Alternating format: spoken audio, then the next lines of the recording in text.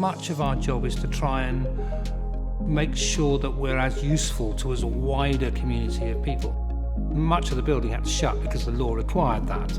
But in terms of the things we do, it would have felt completely preposterous to stop at the very point at which we were needed. The kind of instant response was, what's the problem in our community? Who are the people at risk? How do we help them?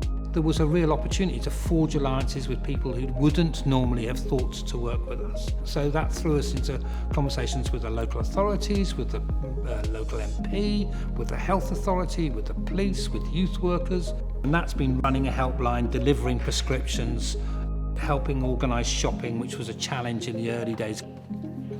Since then, we set up a hardship line, we've set up a kind of community store.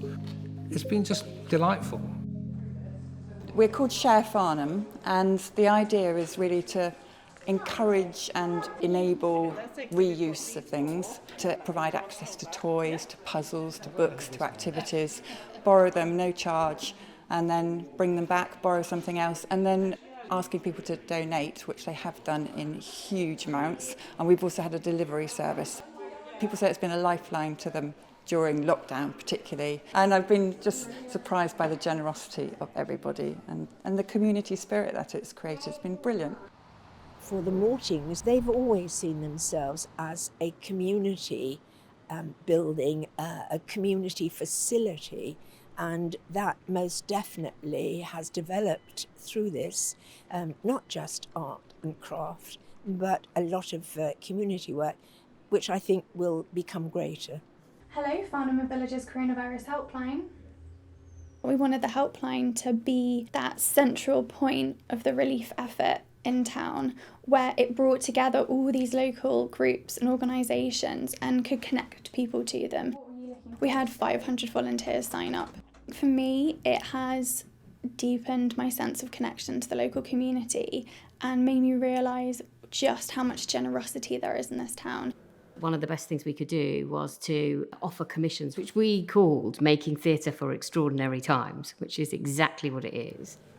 One of the questions that we've asked of those artists and theatre makers, when we put that call out, was really to ask them to consider what bunch of skills do you have that you can offer your community. And actually those skills you have as an artist are very valuable right now. In total, there's been 12 projects that we've supported through the Making Theatre for Extraordinary Times. We've had sensory trails developed in Bedfordshire for families. I am Meg. I play Antonio. We worked with a company called Blooming Arts. We enabled them to develop a digital programme of creative activities for learning disabled adults. They've been able to have a much bigger reach than they've ever had before, actually. We worked with a company who lit up Lewis and asked people to all come together in song on a particular evening, early May, which has resulted in some beautiful memories and thoughts and imagery.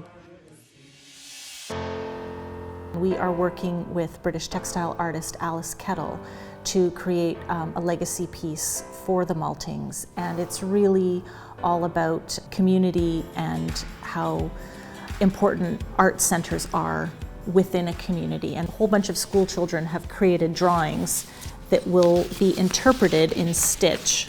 In the beginning, when we first locked down, we were really worried about how would it happen? Do we need to extend the timeline of the project? And actually, we've found that it's the kind of the perfect thing for sort of keeping the community together in spirit, even though we're apart.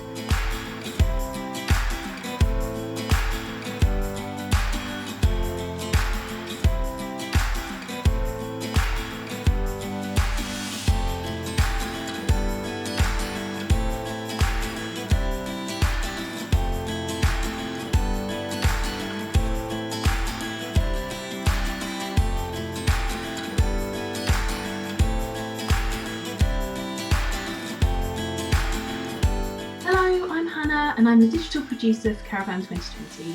I'm going to be showing you around the Caravan Showcase Slack account and introducing you to the different ways we'll be using it during the showcase. We run a festival which is every 2 years. It's called Caravan, and it's about demonstrating English theatre to the rest of the world.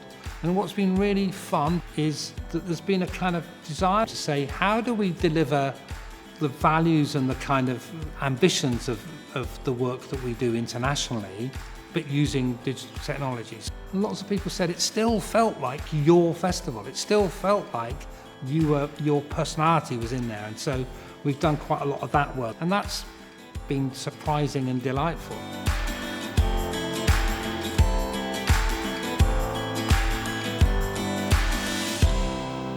Open your eyes really wide. Pretend to growl. Act on it. Asked us for some funds because they wanted to connect with some marginalised young people in Bexhill and Newhaven to create monologues over WhatsApp and text messaging. The work that came out of that was quite extraordinary, and what also happened with that was they were able to connect with Chichester Festival Theatre and the youth theatre there. They recreated those stories and monologues that had been developed.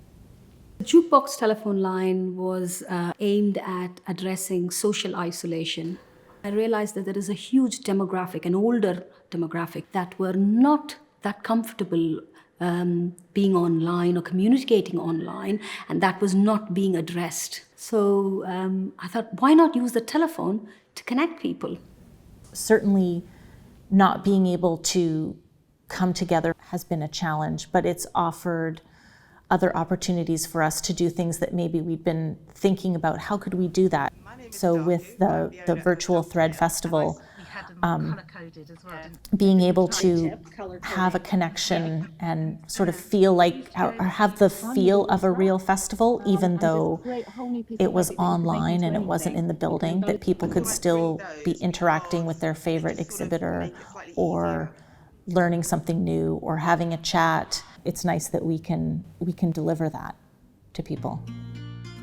What I have been absolutely struck by is that, a community space, an arts centre like Farnham Maltings has been so responsive so quickly in such a short space at a time when people need it the most. I think this is what will sustain and grow, and this, I think, is the legacy. There is a kind of an organisational purpose over and above the building, and I think we felt it was sort of kind of cometh the hour, really, in that we were actually, now we can improve the quality of our culture by getting people to collaborate, to make best use of the services, to deliver at the most local level, to ensure that we created a set of activities that outlived this crisis. It pushed our purpose right to the fore.